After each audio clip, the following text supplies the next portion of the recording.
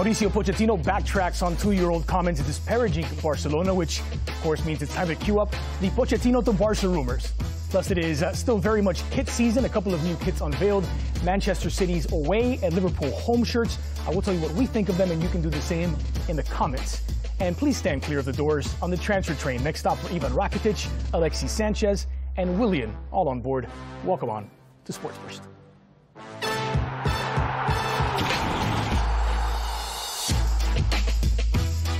Good morning, good afternoon, whenever you are. Thanks as always for spending part of your day with us on beIN Sports. I'm Andres Cordero. Welcome in to Sports First. And joining me on the show today is Eric Krakauer. Eric, how are you? Doing well. Good to hear. Our top story today is regarding Mauricio Pochettino. He's walked back comments from 2018 in which he'd appeared to rule out ever managing Barcelona, claiming he would prefer to work at his farm in Argentina. But for context, it's worth noting Pochettino is a former player and manager of Barcelona's city rivals, Espanyol. However, in an interview with Spanish newspaper El País this week, the Argentine coach distanced himself from those comments, again made in 2018, saying now, quote, "Perhaps now I would not have said that because in life, you never know what will happen." So, Eric, time to queue up the Pochettino to Barca rumors? Maybe. It's amazing how one's perspective changes when you're unemployed, right? So those comments were made before when he had a job. Now he doesn't, and there had been various rumors of possible destinations. Bayern Munich was one, but Hansi Flick kept his job. Manchester United was another one, but Solskjaer has kept his employment as well. So I guess that as options are dwindling, he has to figure out exactly where he's going to land. And landing in Barcelona, not exactly a bad place. Yeah, it also is worth noting that if there was any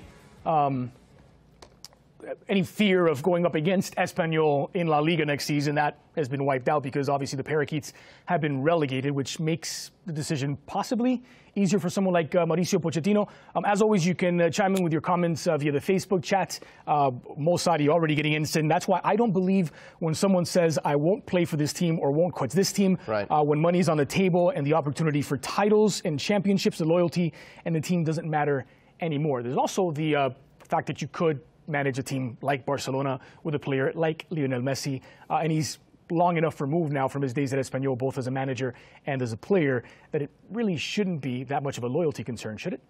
Yeah, I really hate the loyalty conversation, to be completely honest. If anybody gets offered a job in any realm of life or professional realm of life, and it's a step up from where you are, most people would take it. Very few would say, well, you know, loyalty. I like this accounting firm that I'm working for right now, so I'm not sure if I want to move to its nearest rival. So I think, look, if the opportunity presents itself, why wouldn't he go to Barcelona? You said that the bonus is you get to work with Lionel Messi for a couple of years, and I think Messi would actually enjoy the kind of football that Pochettino likes to employ. But even though Pochettino is saying this, I think the chances are pretty slim that he'll land at Barcelona, at least in the near future. But if there's an opportunity, if the window opens up, why not jump out?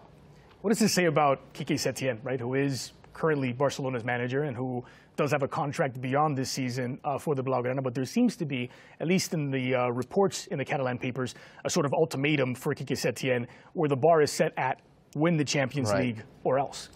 Yeah, well, it's an unrealistic bar, and not because I don't think that Barcelona has a chance. I think if you have Lionel Messi, there's always a chance that you're going to lift silverware. But I think this puts some undue pressure on Quique Setién because he can't exactly be relaxed in his job. Although, you might as well add that in any big club, I don't think any manager is off the hot seat even when they're winning. But it's a distraction that I don't think Quique Setién or the players would want. So more comments here from John Ice. Pochettino sounds desperate. That's one curious way of looking at it. Brendan Burns, why would Poch even consider going to that madness? A bunch of old players that are in a financial mess and can't purchase top talent.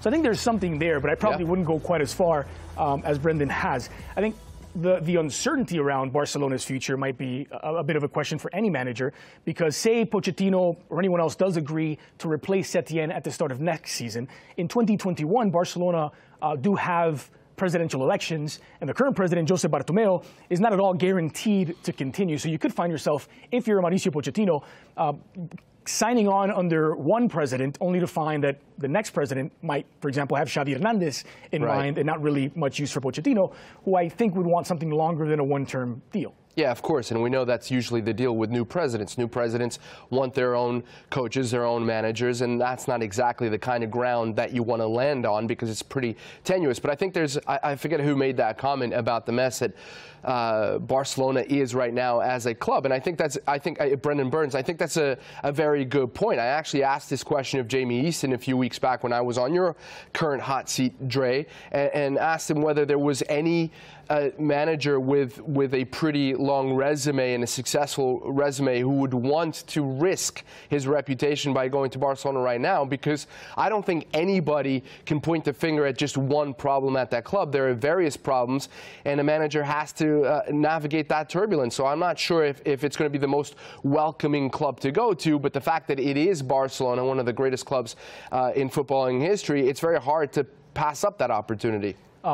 We'll leave the last word here to Christian Paez, who says Laurent Blanc or Ten Hag, I believe, are the best candidates for this job. And again, we'll pick this conversation up at some other time because Barcelona do have meaningful football still to play this season and a coach that's under contract beyond it. So to turn the page here, we're now just 4 days away from the return of the Champions League. 4 round of 16 second legs set to play. 2 of them taking place on Friday. Manchester City hosts Real Madrid and Juve take on Lyon in Turin. 2 others on Saturday, including Bayern-Chelsea, which is more or less done and dusted. Bayern up 3-0 going back to the home leg in that one. But let's begin with Barcelona and Napoli, which does take place on Saturday.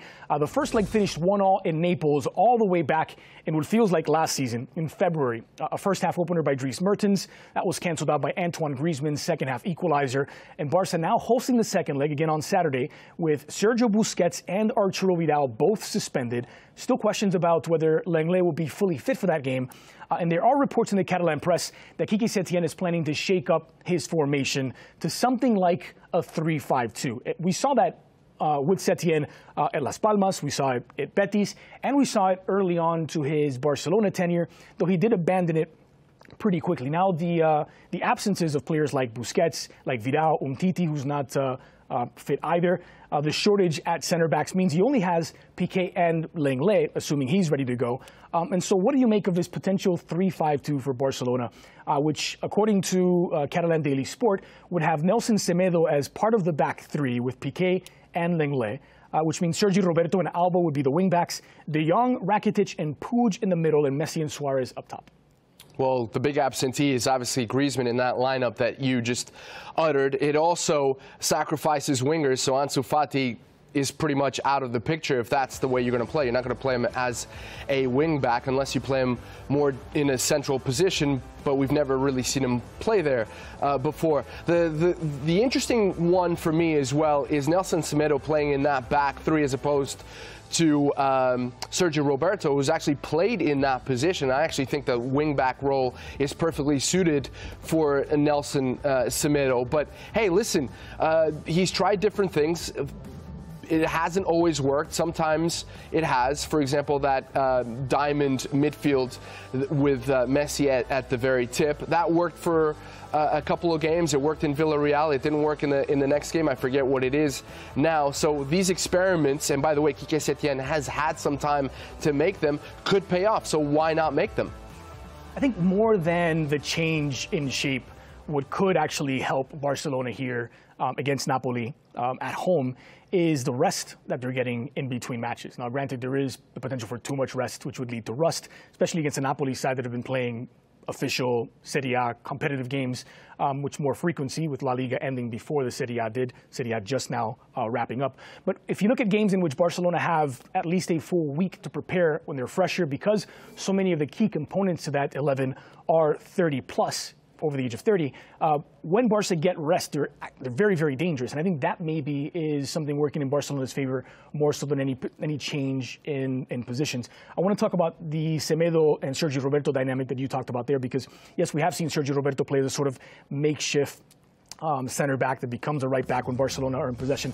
I think the Semedo thing is just to sort of make up for the lack of speed in Piqué and Lenglet. If you have Nelson Semedo there who can sprint back to help the back 4, it's better protection perhaps than if you have Sergio Roberto, who's not quite as quick. Yeah, look, obviously Quique Setién is getting a better look at this than we are. I completely agree with the point that you made about the players being rested.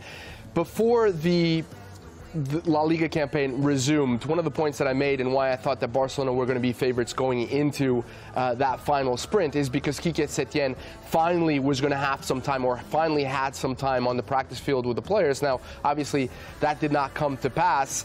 He's had time again, and, you know, given that I was wrong the first time, it's very difficult to all of a sudden say, or risky for me to say, look, he's had time, so he's able to figure out his best solutions for his positional problems, including the formation. But I will. Look, I think this is a great opportunity that he hasn't really had very much of, time on the practice field. If he thinks that a player is better suited for one position over another, he's there every day. He's seen it. We don't, so we have to trust his decisions. Sure. I do think, by the way, that this is all speculative, and we could very much see Barcelona line up 4-3-3 as they always have, or 4-3-1-2 as they experimented and include Antoine Griezmann. But something you touched on a little while ago is, yeah, this if they do change to this system, it would mean sacrificing, at least given the names that we mentioned, both Ansu Fati and Antoine Griezmann, to players who seem to end the season on a high note. Can you explain why Ansu Fati maybe doesn't get the regularity that I think some fans would want for Barcelona? Is it just that his age makes him a little bit more dispensable than someone like Griezmann or Jordi Alba? Well, for one thing, I think there's always a tendency to try and shoehorn Griezmann into the 11, and that obviously takes a place away from Ansu Fati, but it has to be his age because his consistency has been pretty good. There hasn't been a game that I've watched where Ansu Fati has come in as a sub or started in the 11 where I've gone, well, he certainly doesn't look the part right now. So obviously, the decision has to be made for a reason, and I would point to those two that I just mentioned. One, the age and trying to bleed him slowly, although I'm not sure there's really a need to do that. And the other one is trying to always find a suitable role for Griezmann, or at least one where you're going to get the most out of him. Let me just make one quick point. I remember when Lucho Enrique went to a three-man back line, and Jordi Alba didn't like that, but because he was playing as a left-sided center back. Now he's in his wing-back role, and I think he may really enjoy that position with a little bit more freedom to be on the end of those whipping balls from Lionel Messi. Yeah, I would go a step farther in that Luis Enrique 3-4-3. It actually just straight up sacrificed Jordi Alba, and he wasn't featuring at all. And that was at a time when Jordi Alba was worried that it would cost him his spot on the Spanish national team as well. It's one of the reasons why those two guys didn't see eye to eye. And in fact, when Lucho took over the Spanish national team, immediately he did not call up Jordi Alba. So there did seem to be some friction there. Someone here has gone straight to the predictions. It was Juben Kurama saying City, Juve, and Barcelona are going to lose. That's pretty bold. City are up 2-1. Juve are trailing 1-0, and Barcelona level 1-1. Those are three favorites, I would guess, in those three matchups. Juben Kurama has all three of them losing, which would mean Real Madrid, Lyon, and Napoli going through to the quarterfinals. It's right there in black and white now. Ariel Santos says, I get the idea, but it's a waste of Semedo's explosive speed to play him as part of the back four. I also don't think he's the best defensive right back, which would raise some questions about playing him as a center back. Again, I think his speed is the reason he would be played in that spot, and it's to make up for the lack of it in the other two central defenders. He also makes a lot of positional mistakes, even at the right back position. Right. So he's playing a brand new position. I think that could be more of a headache. And Richard Murray with some love for the other side for Napoli. With a Gattuso-led Napoli, Napoli will work. It puts a serious pressure on the midfield five. So I think making the midfield thick is probably the best defense for Barca, which seems to be what which seems to be what Quique Setién is doing with De Jong, Rakitic, Puig, Sergi Roberto, who even if he's lined up as a quote-unquote right wing back, he's going to be in a more central spot, and then Jordi Alba, who effectively at times is part of the front three with Messi and Suarez. We'll move along because on Friday, Manchester City host Real Madrid in their second leg at the Etihad. As I mentioned, City is up 2-1 from that first leg at the Santiago Bernabeu. It was Isco who scored there first, but then Gabriel Jesus and Kevin De Bruyne from the spot, giving City a 2-1 win. Worth noting here that Sergio Ramos is suspended for the second leg. He was sent off in that first leg. And Madrid's last 6 Champions League games without Sergio Ramos, 1 win in 6. He has been arguably their most influential player this season. Certainly him and Courtois and Benzema are in the conversation. I think a lot of people would put Sergio Ramos at the top of that conversation. So Zidane is weighing up some changes there as well. But before we deal with those, how can Madrid cope with the absence of Sergio Ramos down 2-1 going into Manchester for that second leg? Well, given the track record that you just mentioned, it's going to be very difficult. It would be very difficult with him. And by the way, I think it's worth noting that one of those games that he was absent for was when he got a booking in Amsterdam on purpose to miss that second leg against Ajax, and then they were trounced at the Bernabeu. So not a good decision there.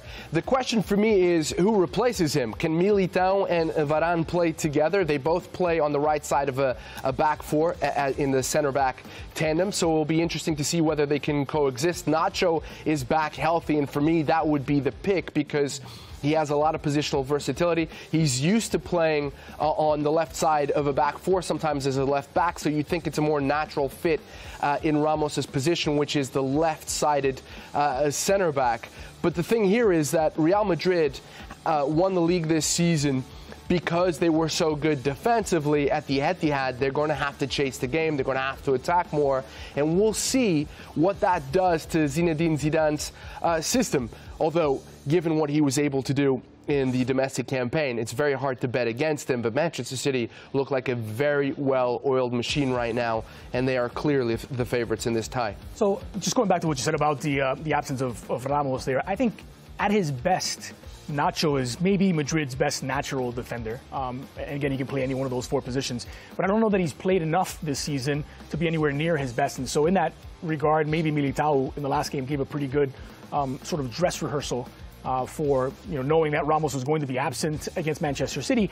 That might be the direction that they go. And Nacho would be a decent option off the bench for Zidane. Militao is one of the signings last summer and again has given a pretty decent account of himself to get himself in that conversation. But there is no replacing what Sergio Ramos gives you in terms of organizing the defense, in terms of set pieces, at times staying up as a sort of makeshift number 9 to head in goals. He's absolutely clinical from penalties as well.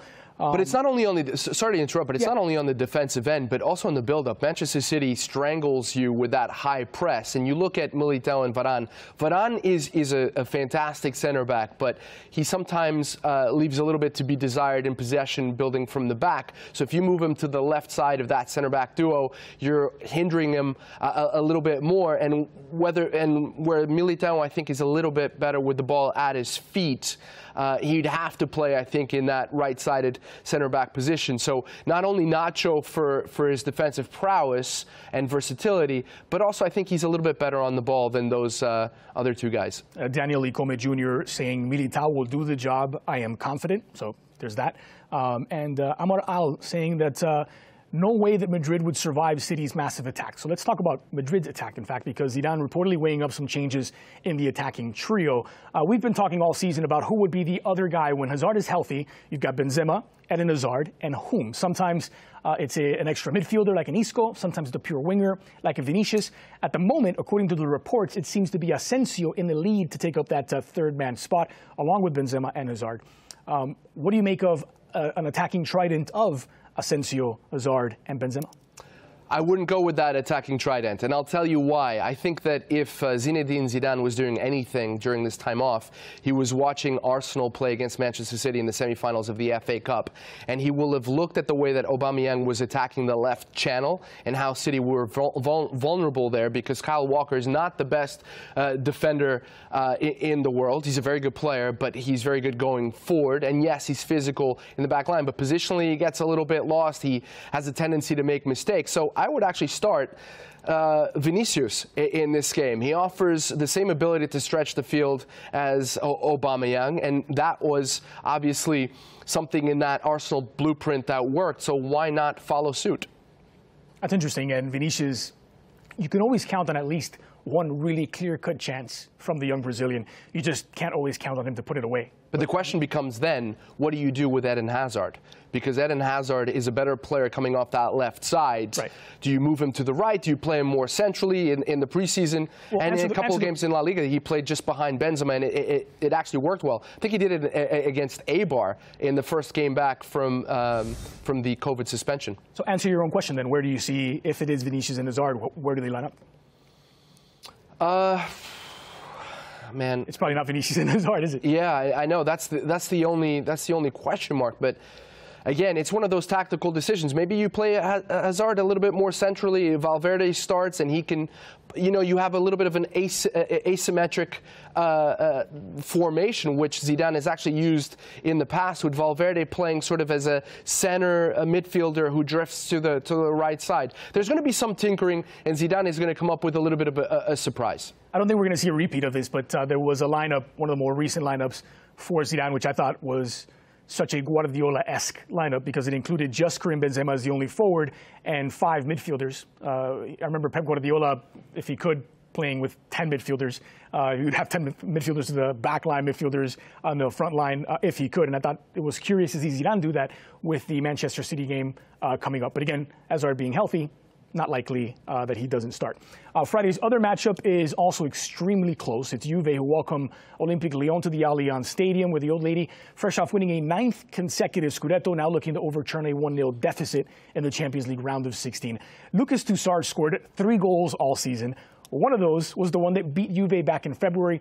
Also worth noting that OL just held Paris Saint-Germain to a 0-0 draw in the Coupe de la Ligue final. They did lose out on penalties, so if they can hold on, or if they can hold Juve to that same score, they would be through OL. So do you see OL coming up with the upset here? Well, interesting point. Lucas Toussaint is no longer with Lyon. He's moved on to Hertha Berlin, so he won't be available for this game. And I thought that in midfield they were pretty impressive against PSG. Although I think it needs to be said that Bruno Guimarães, the center mid, who's a very talented player on both sides of the ball, could have been sent off early in the second half. He just kept chipping away at Neymar with some dark arts, but he managed to stay on and then was subbed out. I think Lyon have the midfield to compete with Juve, and I actually, if I were a betting man, and I'm not, I would put my money on Lyon because there's nothing about Juve that is particularly impressive. And I tweeted this out about a week ago that if Juve are to go far in this tournament, you're going to have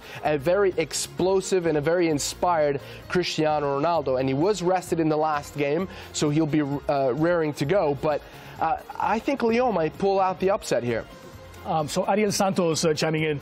Let's be honest, La Liga was disappointing this season in terms of overall performance of all of the teams, especially the top 3. I can only agree with the last part of that. I thought this was the La Liga season, Ariel, where, yes, Barcelona, Real Madrid, and Atletico were below their level.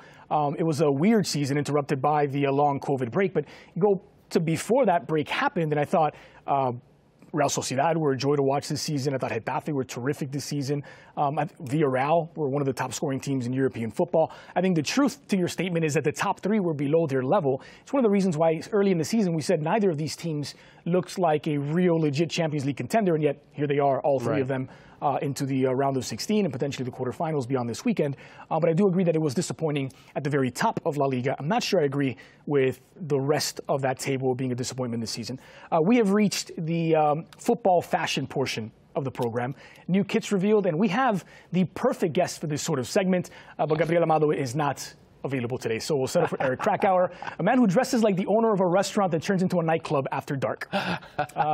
Manchester City and Puma have unveiled their new away kit for Manchester City. It is black with copper lettering and dark blue socks. The shirt is said to be inspired by a bridge in Manchester. I am a sucker for virtually any black kit, so I'm loving this. I am too. Any black kit works for me. This one is perfectly nice. I was actually looking at some of the old black kits. Nothing beats the 2016-2017 Boca Juniors black kit, which I think is gorgeous, but this is pretty good. Liverpool and Nike have unveiled the Premier League champions' new home kit. It is red, as expected. It's also very clean, white and teal trimming. Take a look at this. Yeah, I love this. This is one of the nicest kits. I like the fact that they're using every color from the badge. It is classic. It is clean. I might get myself one. That's actually my favorite Liverpool shirt in a long time. I think the little bit of teal adds something nice to it. I'm usually not a big fan of the overly simplistic kits, but this is a gorgeous look for the champions of England for the first time in 30 years. They'll look in style during their title defense. We only have a few more seconds here, so we do want to touch on something from our transfer train, and that is Ivan Rakitic is being linked with Arsenal. Rakitic out of contract next summer. As previously said, Sevilla. He's also been linked with Serie A. Inter reportedly interested in Alexis Sanchez. He's already on the team. That would be a permanent move. So let's just focus on the Rakitic portion of this. Do you see Rakitic joining Mikel Arteta's revolution for Arsenal? I don't, because I think he wants to return to Sevilla, and I think he should stay in La Liga. So I'm saying that he goes there. The report was something along like $11 million that Arsenal were offering for Rakitic, which doesn't seem like enough to convince either Rakitic or Barcelona. Barca may actually do what the player's wishes and send him back to the Sanchez Piece 1. That's going to do it for this edition of Sports Burst. For Eric Krakauer, I'm Andres Cordero. Thank you, as always, for joining us on Sports Burst. Gabriel Amado is back tomorrow. So long.